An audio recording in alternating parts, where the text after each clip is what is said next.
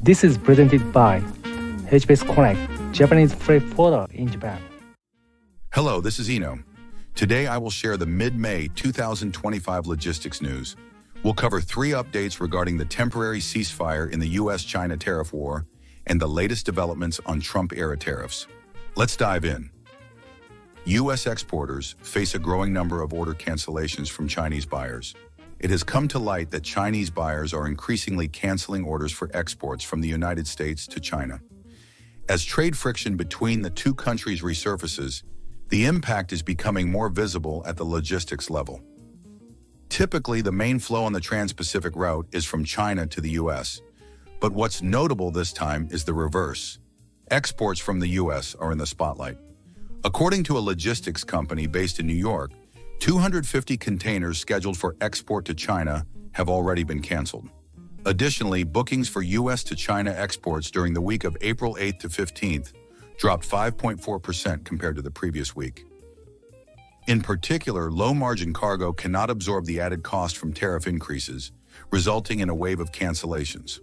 On the other hand, high-margin goods are reportedly still being shipped by passing on the additional costs through higher prices. Refrigerated and frozen cargo shipments are said to be largely unaffected for now, as they are based on long-term planning.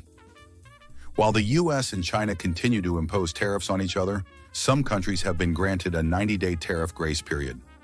As a result, freight forwarders and shippers are increasingly turning to alternative export destinations, especially in Southeast Asia. Diversifying export destinations serves as a risk mitigation strategy for companies and is expected to become even more pronounced. As exports from the U.S. to China decrease and shift toward countries like Vietnam, Thailand, and Malaysia, significant changes may occur within Asia's supply chain structure. The recent rise in cancellations demonstrates that the U.S.-China tariff battle is beginning to affect actual trade flows, potentially prompting a broader supply chain review. U.S.-China tariff war on pause. What does a 90-day relief mean for logistics and trade? The U.S. and China have agreed to a temporary truce in their intensifying tariff conflict. Both nations will reduce certain tariffs for a limited period of 90 days. Specifically, the U.S. will lower tariffs on Chinese imports from a maximum of 145% to 30% by reducing 115% points. China, in turn, will lower tariffs on American goods to 10%. This development is largely influenced by concerns on the U.S. side. U.S. officials have pointed to Chinese government subsidies that lead to overproduction in sectors like steel and solar panels, which in turn worsen the U.S. trade deficit and impact jobs. While these issues have been raised for years, they are unlikely to be resolved by this short-term measure alone. Meanwhile, China continues to expand its market reach into Southeast Asia and is reportedly relocating some of its factories to countries like Malaysia. This agreement remains a temporary easing of tariffs and does not resolve the core trade tensions between the U.S. and China. Future developments will depend heavily on further negotiations and policies, and stakeholders will need to continue monitoring the situation closely. North America-bound air cargo from China and Hong Kong hit hard by end of de minimis exemption.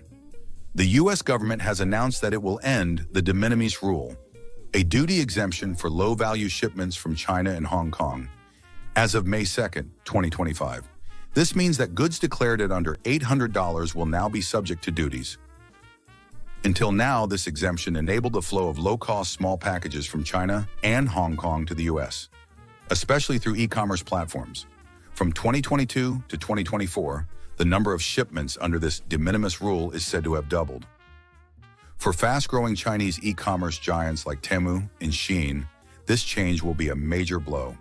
Their current D2C business models, involving direct sales and delivery to consumers, are likely to be heavily impacted. Many expect a shift toward B2B or B2B2C models as a result. As of the April 18th report, there was no significant drop yet in air cargo volumes.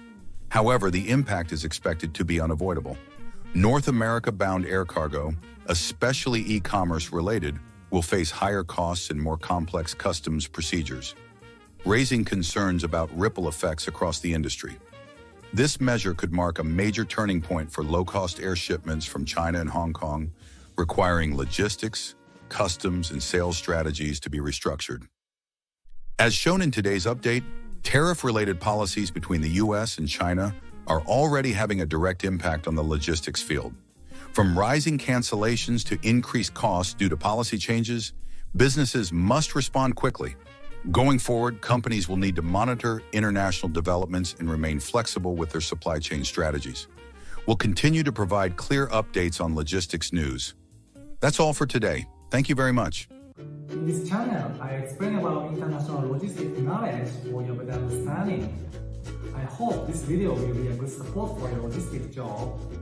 If you have any shipment from Thailand or to Thailand, please feel free to contact me Iino-san anytime.